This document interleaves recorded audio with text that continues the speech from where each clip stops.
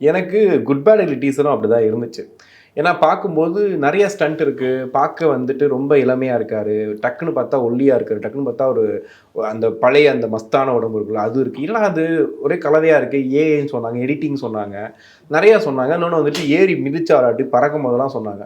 இல்லங்க இதெல்லாம் டூப் போட்டு எடுத்திருப்பாங்க அப்படின்னு சொல்லிட்டு. எனக்கு நல்லா ஞாபகம் இருக்கு. வீரம் படத்துல கூட பார்த்தீங்கன்னா, அந்த ட்ரெயின் சீக்வென்ஸ்ல அவர் வந்து அந்த வேஷ்டியோட வந்து தொங்கிட்டு இருப்பாரு. நெறைய அத வந்து மீமா, காமெடியாலாம் பார்த்துருப்போம். ஆனா வந்து உண்மையிலேயே வந்து அந்த ஸ்பீட்ல போம்போது ஏகே அவர்கள் பண்ணியிருக்காருன்னு சொன்னாங்க.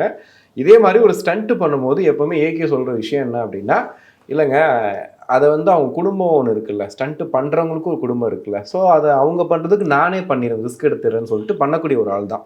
அதுல ஒரு பெரிய பேர் ஏகேக்கு எப்பவுமே இருக்கும். ஸோ எனக்கு இதையும் பார்க்கும்போதும், குட் பேட் அக்லில பார்க்கும்போதும் எல்லாரும் என்ன சொன்னாங்கன்னா, இல்லங்க இதெல்லாம் வந்து ஸ்டண்ட்டுங்க. இதெல்லாம் வந்துட்டு யாராவது பண்ணி ஒரு டூப் போட்டுருப்பாங்கன்னு சொல்லும்போது அப்படிலாம் கிடையாது. நான் தான் பண்ணியிருக்கேன்னு சொல்றதுக்காக ஆதிக் விட்டுருப்பாரோ! ஏகே தான் பண்ணாரு அப்படின்னு சொல்றதுக்காக விட்டுருப்பாரோன்னு தான் தோணுச்சு.